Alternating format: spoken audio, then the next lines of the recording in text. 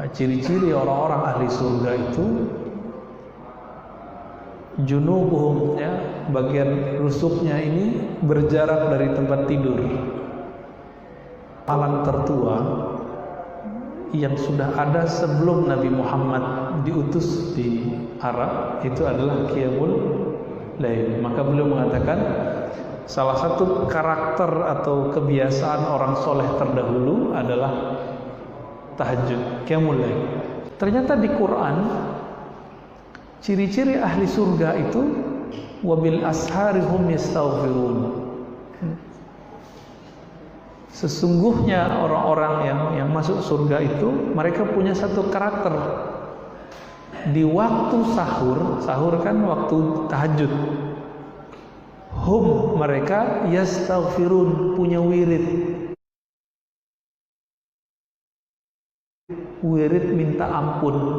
minta ampun ada dalam sholat.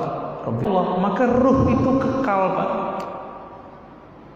Kalau dia mengenal Allah selama di dunia, maka Allah muliakan di akhirat, Allah muliakan di alam barzakh. Dia kemana aja Allah kasih fasilitas.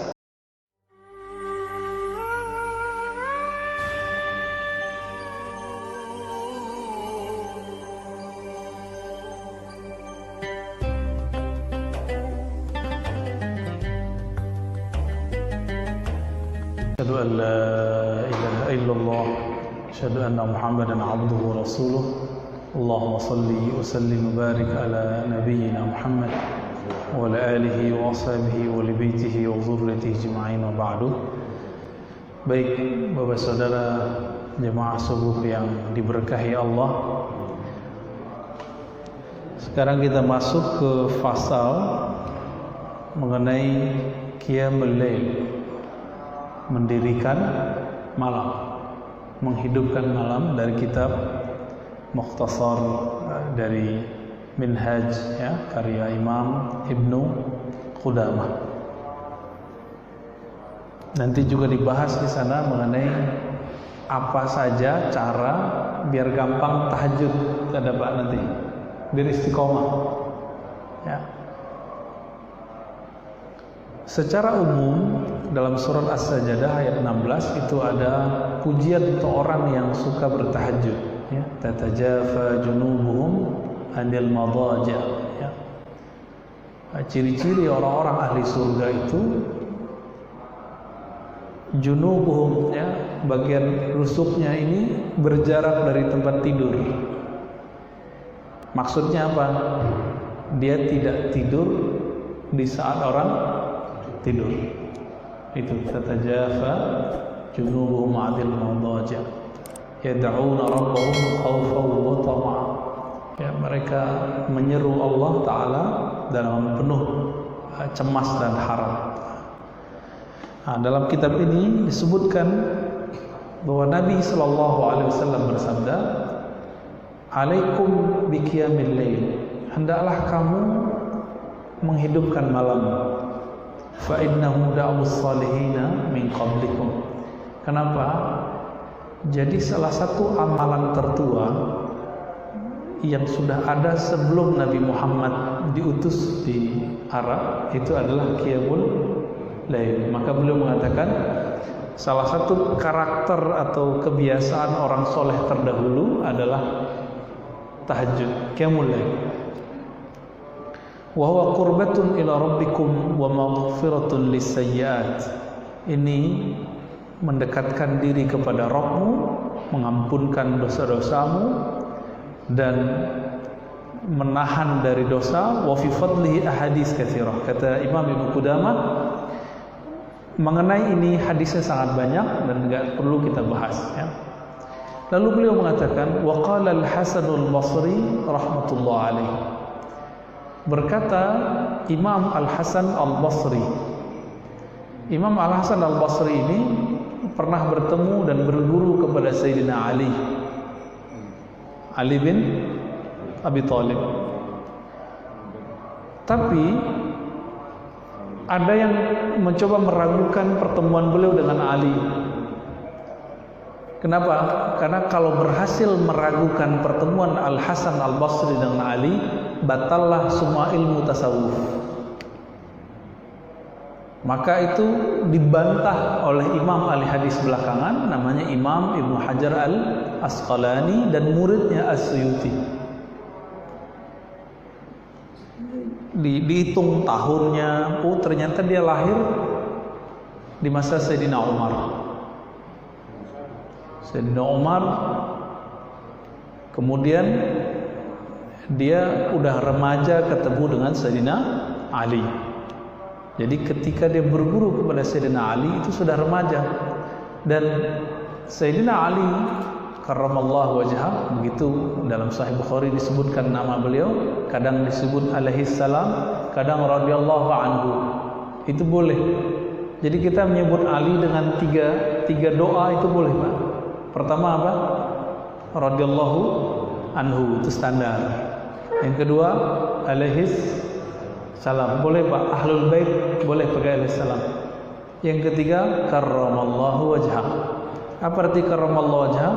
Allah memuliakan wajah Sayyidina Ali. Saya kira itu miliknya Syiah, nomor 2, nomor 3. Ternyata enggak, ada dalam Sahih Bukhari. Jadi terkadang dalam Sahih Bukhari disebut alaihi salam, kadang karramallahu wajhah, kadang radhiyallahu anhu.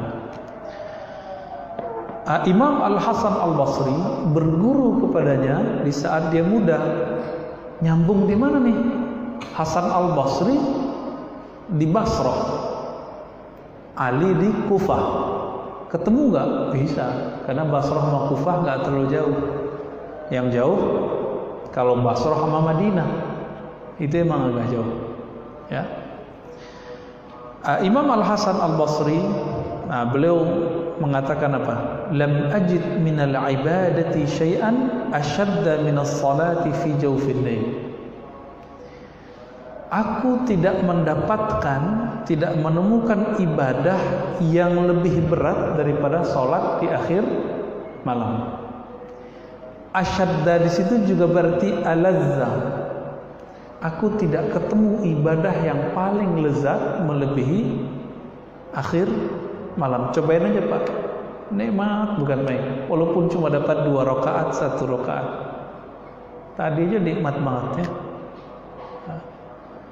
Kalau kenikmatan itu sudah nggak ada, berarti sudah hilang tuh 1/3 kenikmatan dunia, bahkan lebih.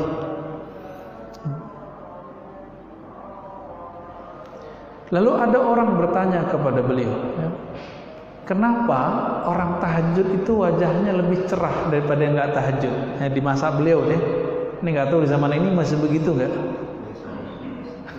Masih begitu nggak ya? Ini bisa kita takar Pak. Yang subuh jamaah wajahnya lebih ceria daripada yang nggak subuh jamaah. Apalagi yang nggak subuh sama sekali. Mundur. Yang tahajud plus sholat subuh itu wajahnya lebih bahagia daripada yang nggak tahajud, walaupun dia sholat subuh. Coba aja rasain sendiri. Berasa di hati kita, ya. Apa jawaban beliau? Kenapa ketika ditanya, kok orang yang tahajud walaupun kurang tidur, tapi kok lebih cerah ya, lebih bahagia? Dijawab oleh beliau, li'annahum khalau birrahman fal albasahum min nurih. Karena mereka berkhalwat dengan Ar-Rahman, Allah sang Maha Kasih, Pengasih. Lalu Allah memberikan mereka pakaian nur, dipakaikan ke tubuh orang itu, ke dalam kolbunya cahaya. Walaupun tahajud itu malamnya gelap, tapi sholatnya itu cahaya. Ini jawaban dari Imam Hasan Al-Basri. Imam Tsauri dan imam-imam yang lain itu mengatakan apa ya? Kalau bukanlah karena tahajud, aku tidak mau menikmati dunia, nggak mau tinggal di dunia lagi deh. Ya.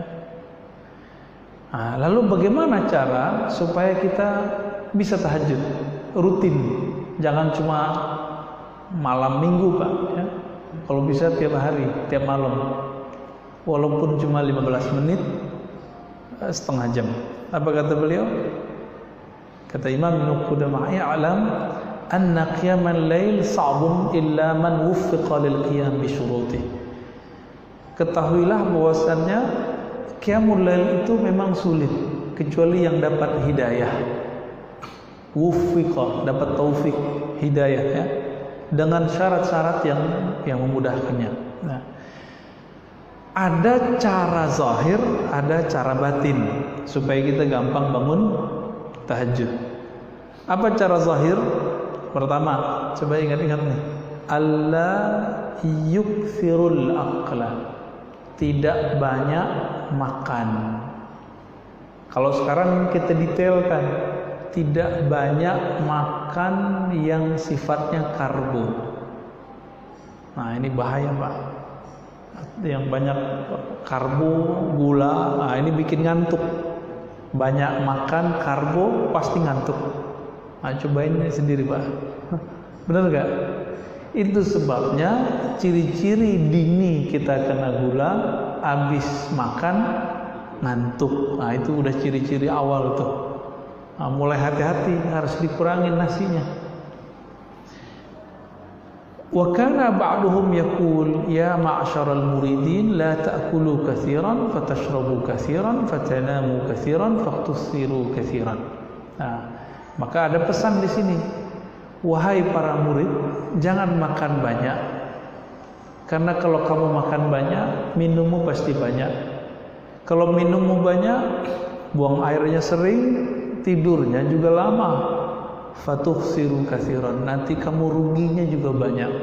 Ini berdasarkan hadis Ibnu Majah, orang yang paling sengsara nanti di akhirat, paling lapar, itu yang lama kenyangnya di dunia. Jadi mumpung Bapak ini kita masih bisa puasa Senin Kamis, puasa Pak, atau minimal 3 hari dalam sebulan. Kita coba ya, insya Allah. Ini kan bulan Rajab, udah masuk Rajab hari kedua ya. Berpuasa di bulan Rajab dianjurkan, tapi bukan karena hadis yang palsu. Bisa bedain? Di bulan Rajab ada hari Senin nggak? Banyak ya? Kirain nggak ada, Pak. Karena di luar sana ada orang kurang waras ngomong nggak boleh puasa di bulan Rajab. Katanya beragama. Loh, kenapa nggak boleh? Emang nggak ada hari Senin Kamis di bulan Rajab? Emang nggak ada hari Id?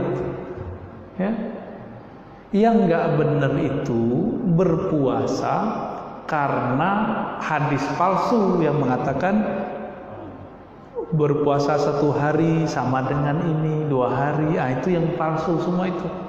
Dan kita sudah sering kaji ya. Jadi silakan berpuasa, tapi bukan karena hadis palsu tersebut.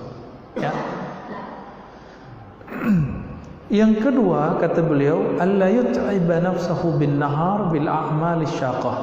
Cara zahir yang kedua, tidak terlalu memorsir tenaga di siang hari.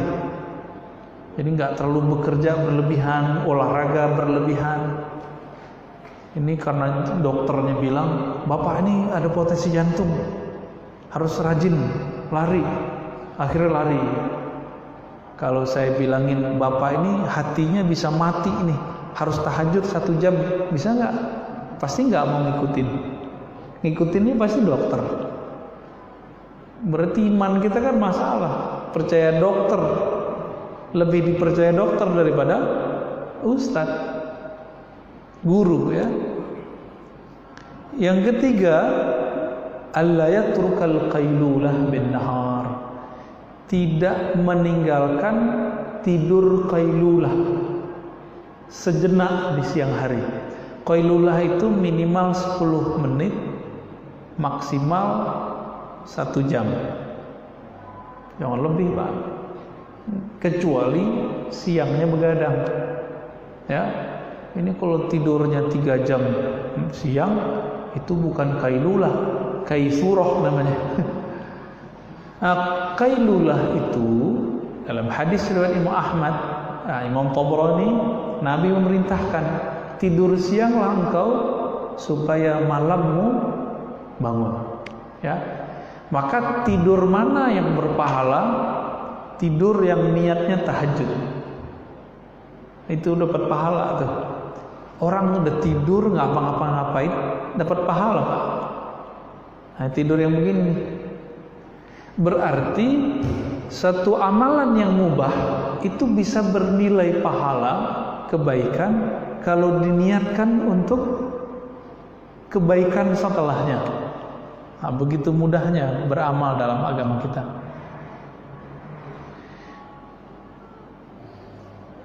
Udah berapa tuh? 3. Yang keempat, ayyajtanibal auzar. Berusaha meninggalkan dosa. Jadi coba aja Pak, kalau berdosa di siang hari itu capek badan kita, jiwa kita capek. Makanya kalau tidur jadi lama, ya. Imam Ats-Tsauri yang wafat tahun 147 Hijriah, ya, Sufyan Ats-Tsauri. Beliau mengatakan, "Hurimtu qiyamal lail 15 ashhur bi dhanbin aznabtuhu." Aku terhalang salat tahajud selama 5 bulan karena satu dosa yang aku lakukan. Imam Sufyan. Kalau kita mah beda Pak ya. Kita mah ya lewat semua. Secara zahir itu, secara batin sekarang ya. Secara rohani apa yang dilakukan supaya mudah bertahajud? Coba pertama, salamatul qalbi lil muslimin. Kolbunya terbebas dari kebencian, hasad, dengki kepada orang Islam walaupun beda faham. Bapak ini aswaja gak senang mas salafi, udah jangan benci, capek. Bapak salafi gak senang mas aswaja, udah buang tuh bencinya, ya. Bapak orang torikot, yang ono bukan torikot, jangan ada kata kebencian dalam hati. Orang yang paling lelah di dunia, orang yang paling sibuk dalam memupuk kebencian dalam hatinya, itu paling lelah, capek Pak. Sholat aja capek, karena mikirin imam kok kunut sih, ahli bid'ah nih. Sama, imamnya nggak kunut, bapaknya kunut, nggak aswaja nih, capek Pak. Ikutin aja jalur hidup, ya, sudah ada semua.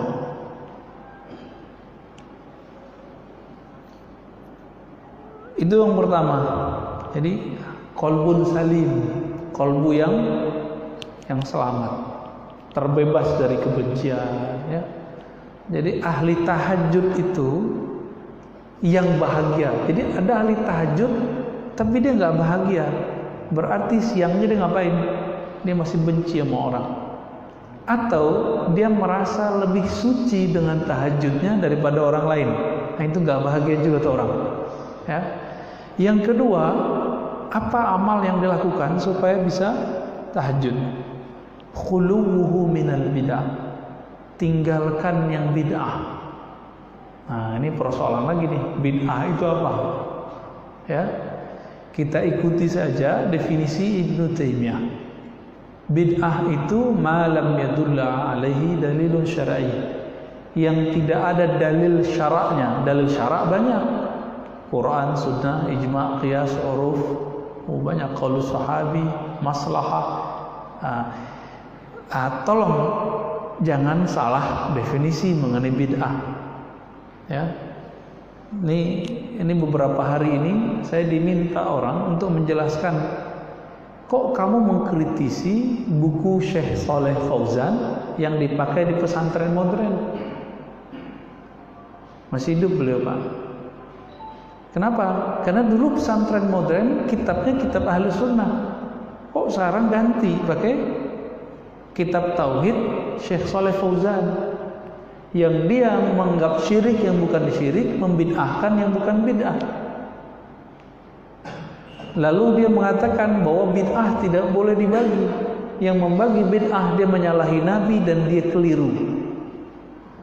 Apa dia nggak baca bahwa Imam Syafi'i membagi bid'ah jadi 2? Imam Syafi'i salaf, Syekh Saleh Fauzan baru kemarin, ya kan? Apa dia nggak baca bahwa Imam Nawawi membagi bid'ah menjadi 7? 2 dari sisi nilai baik dan buruk, bid'ah hasanah sayyi'ah, 5 dari sisi hukum. Apa dia nggak baca? Ya, Imam Izzuddin bin Abdissalam, Imam Subki, semuanya ada kok. Termasuk imamnya sendiri Ibnu Taimiyah membagi bid'ah menjadi 2, lughawiyah dan syar'iyah, secara bahasa dan secara syar'i. Syar'i sama dengan sayyi'ah, lughawiyah bahasa sama dengan hasanah, sama kok. Salah dong Ibnu Taimiyah. Loh, kalau imamnya salah apalagi kita, Pak, lebih disalah-salahin. Nah, ini juga bisa diartikan ngurangin debat masalah hal-hal yang kita nggak paham, ya. Orang kalau sering debat hatinya kan keras, nah itu susah tuh tahajud ntar. Wa iraduhu an fuludid dunya, berlatih zuhud, membuang cinta dunia dari kolbu. Nah ini paling mujarab ini, Pak, paling mujarab untuk membuat kita bisa tahajud adalah kolbu tidak berkiblat ke dunia. Walaupun kita kerja, walaupun kita cari nafkah, tapi hati itu nggak terikat di situ. Terikatnya di masjid, terikatnya di sajadah. Ya. Apalagi 1, 2, 3. Yang keempat, khaufun ghalibun yulzimul qalba ma qasril amal, ya.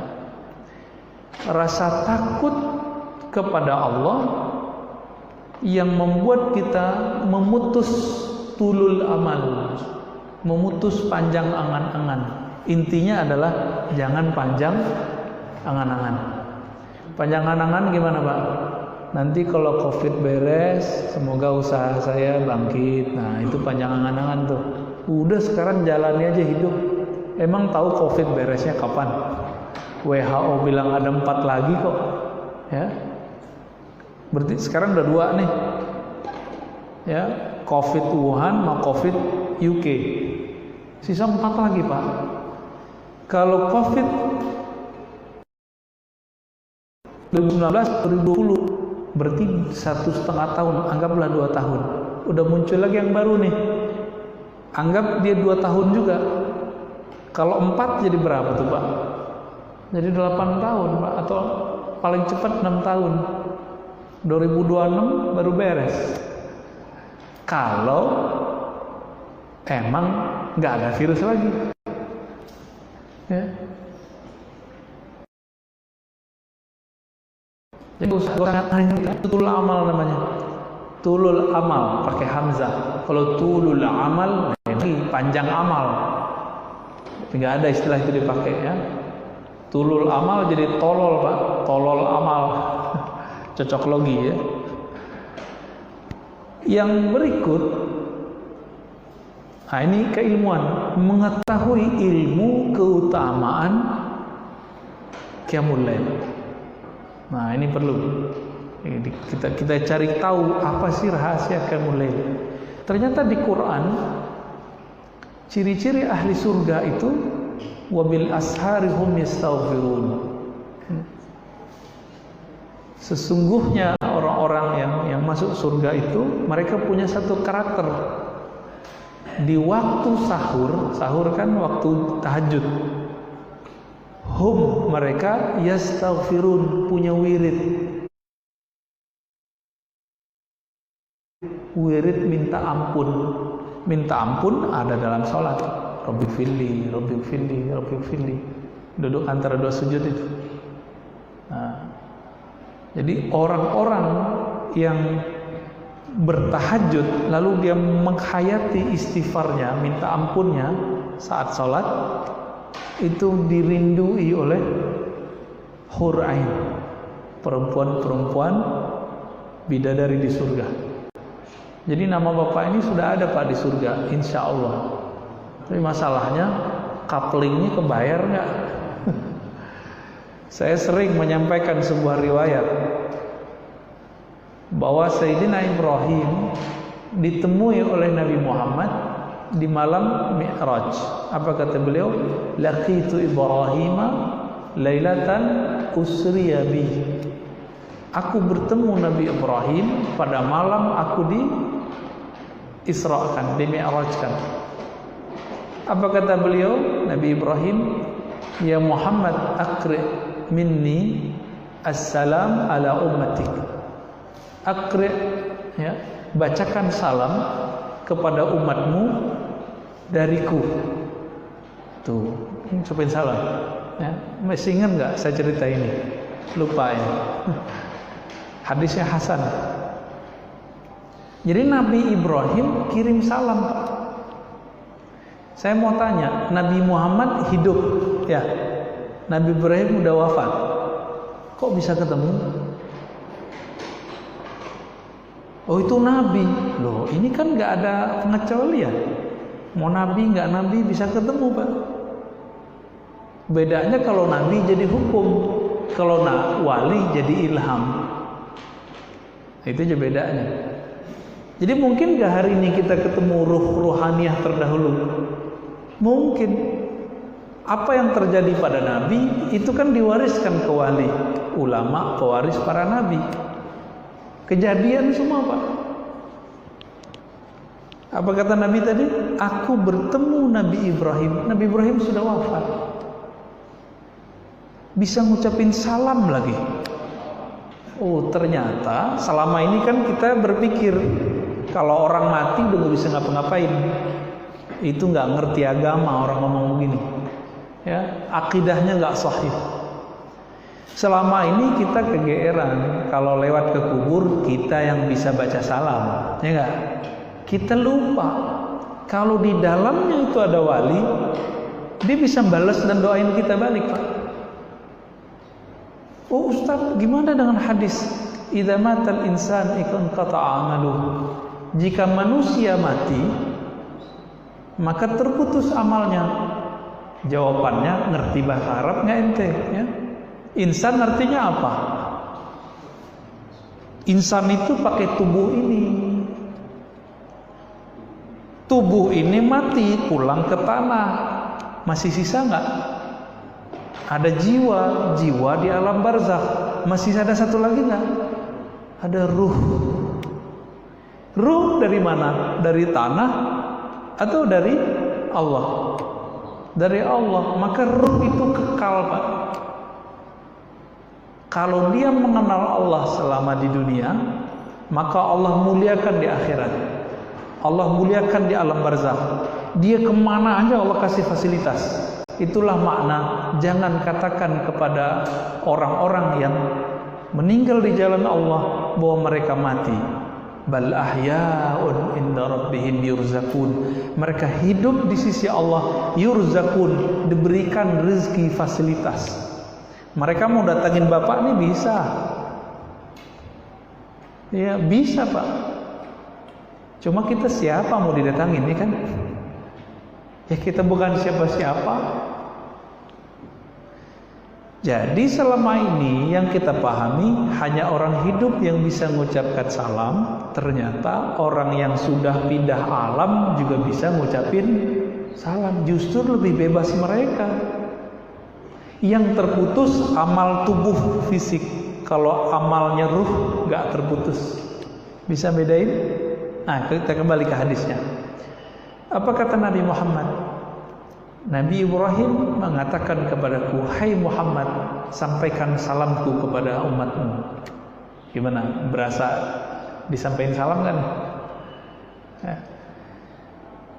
Lalu kabarkan mereka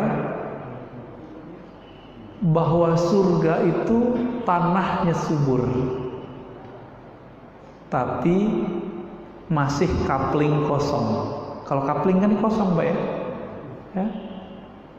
Turbatuha azbah, ya. Masih kosong. Lalu beliau mengatakan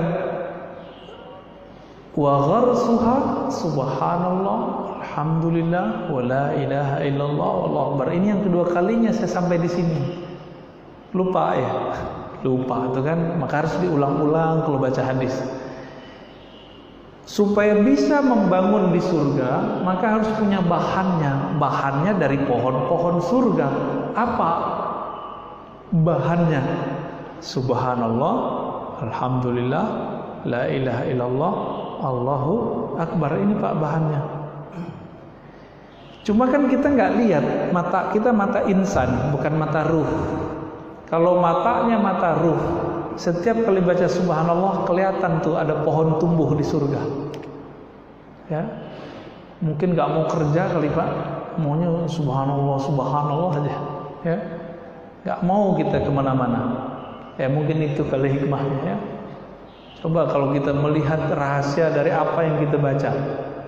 Bapak kalau bisa lihat aja rahasia orang sholat subuh berjamaah di masjid, udah nggak mau kemana-mana. Mungkin masjid nggak muat masjid segede ini. Cuma orang kan nggak lihat ya. Rahasia apa yang turun setiap kali subuh.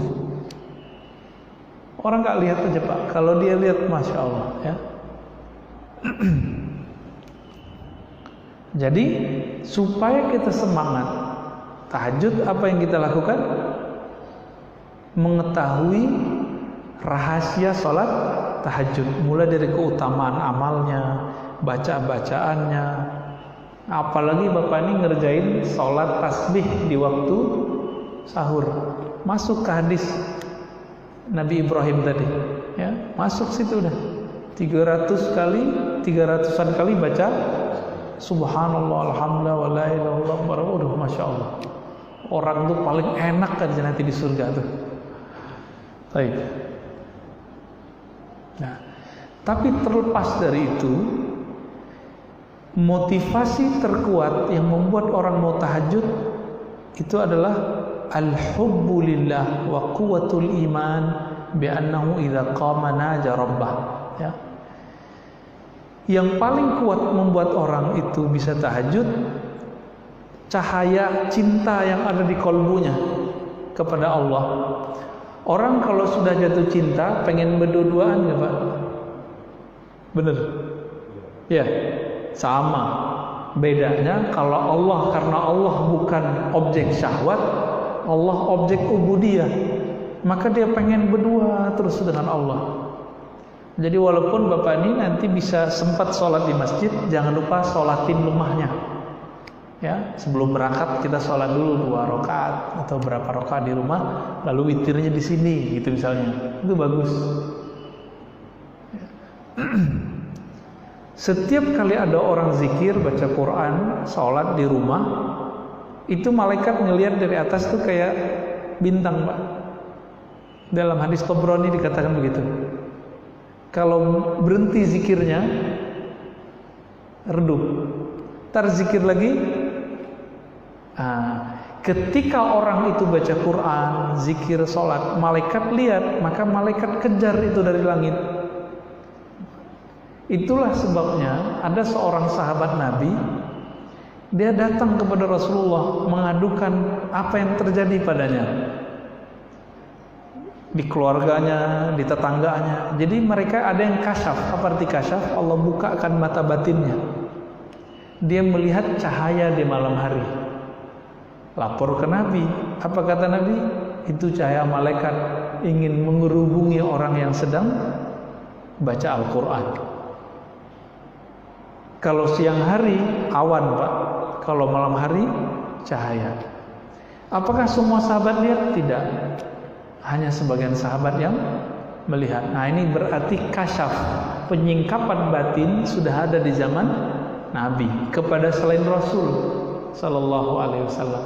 Jadi jangan dikira menembus alam batin cuma khusus buat Nabi, enggak. Justru orang yang mengikuti Nabi nanti kolbunya ikut bisa menembus alam batin, insya Allah. Ya. Kita ini kan sepertiga batin, Pak. Ruh, jiwa, tubuh. Sepertiga kita batin. Nah, yang sepertiga yang batin ini yang akan terus berjalan ketika orang meninggal. Jadi jangan dikira orang meninggal selesai perkara, tambah banyak perkara, Pak. Ya, banyak perkaranya di situ. wa annahu hadiruhu wa musyahiduhu fatamil munaja'alatul qiyam. Ya. Nah, tadi saya menyebutkan ada para imam Sauri, ada lagi Imam Abu Sulaiman Ad-Darani. Kalamnya persis sama. Ahlul lail fi lailihim alaz min ahlil lahwi fi lahwihim. Bapak hobinya Pak Agung? Touring. Ada yang suka main PS enggak? Enggak apa-apa kok, Pak. Suka main catur, suka main kartu, suka macam-macam. Apa kata Imam Sulaiman Abu Sulaiman Ad-Darani?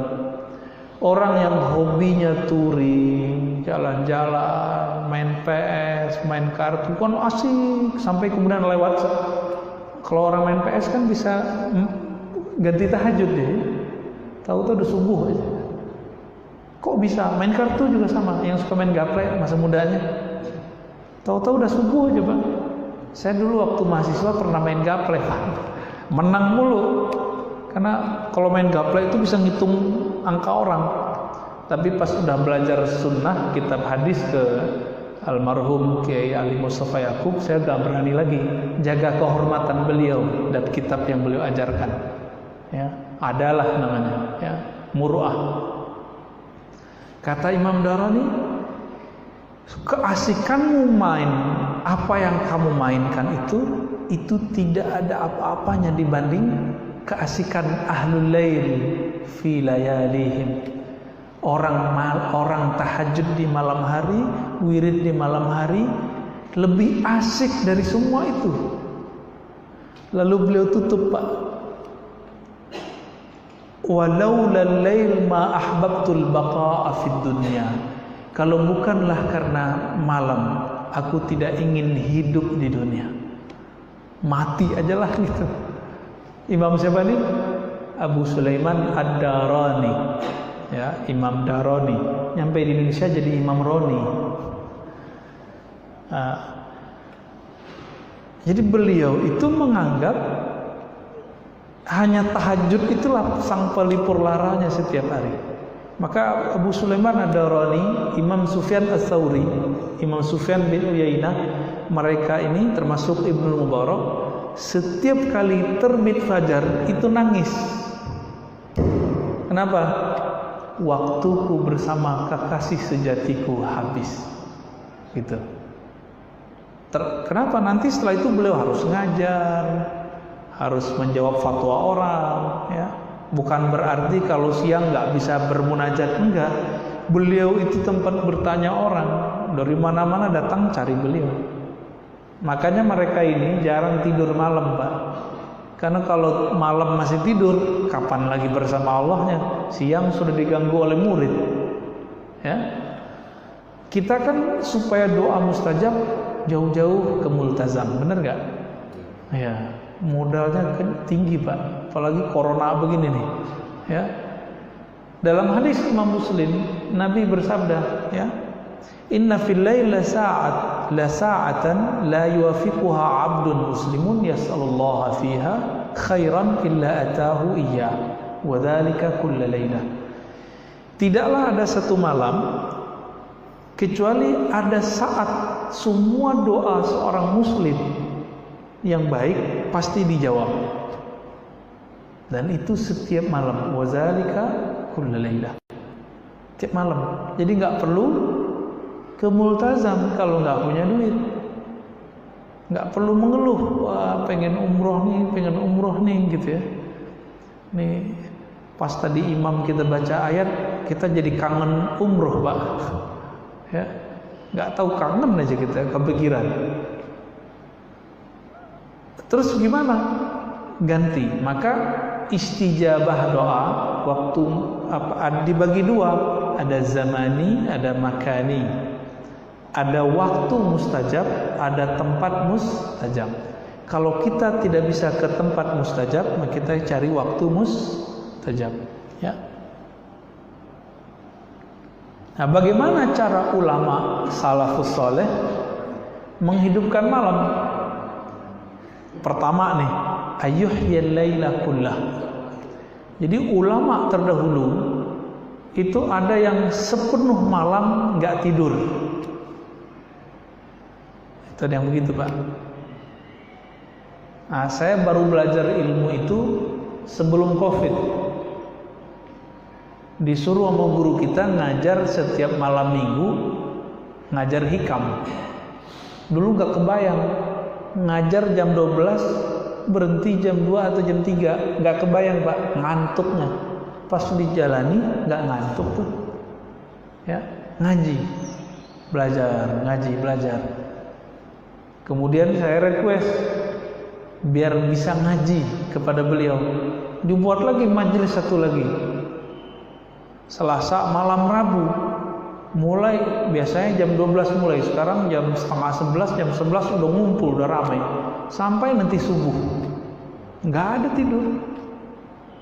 Nggak ada tidur. Baru saya paham.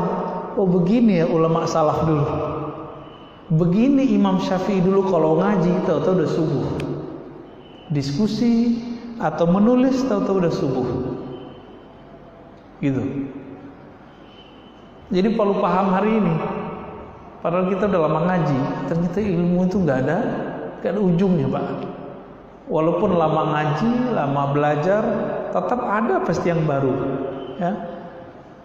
Nah, sebagian ulama salafus soleh itu mereka tidur di awal malam habis isya sampai jam 12-an bangun, sampai subuh dia bangun.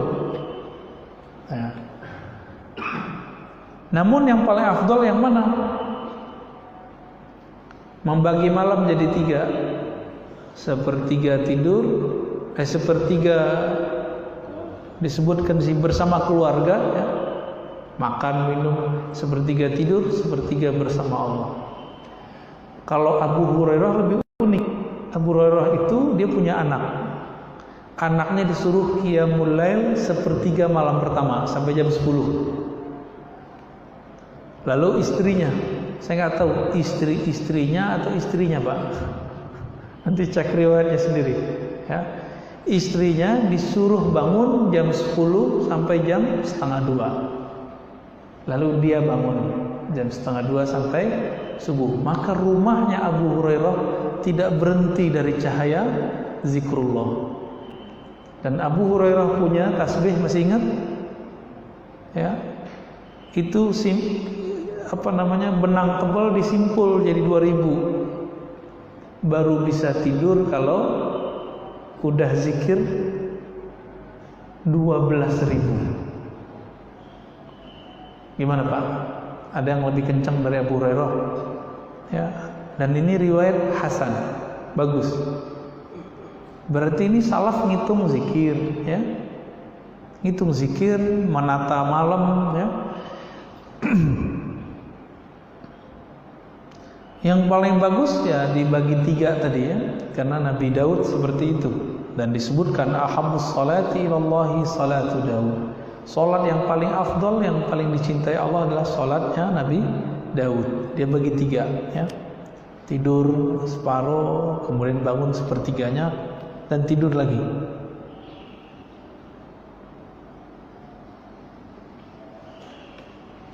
Masih banyak caranya, ya. Versi ulama salafus saleh. Kita kalau belum terbiasa, ya udah cukup setengah jam sebelum subuh itu udah cukup, Pak. Lebih afdalnya gimana? Dimulai dari jam 2. Jam 2 itu mulai sepertiga terakhir. Kuat nggak? Ini kita kan mau Ramadan nih. Coba mulai, Pak. Rajab ini Bapak bangunnya jam 3. Pasti ngantuk-ngantuk.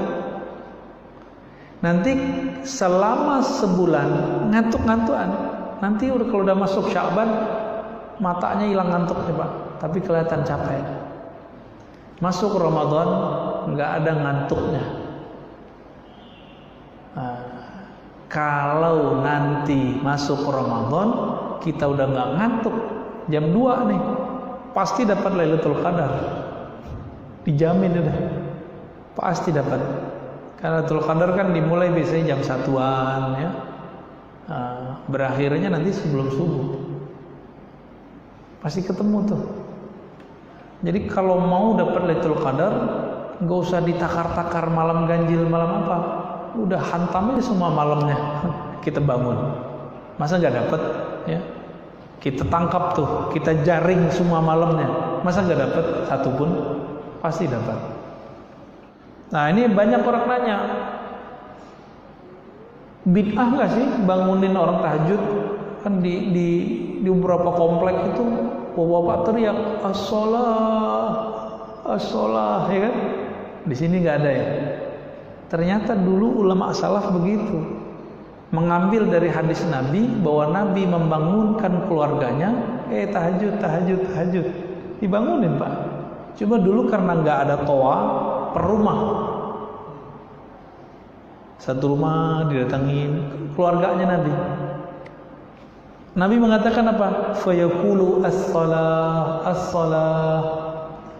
Maka membangunkan orang lewat mikrofon itu termasuk sunnah untuk tahajud.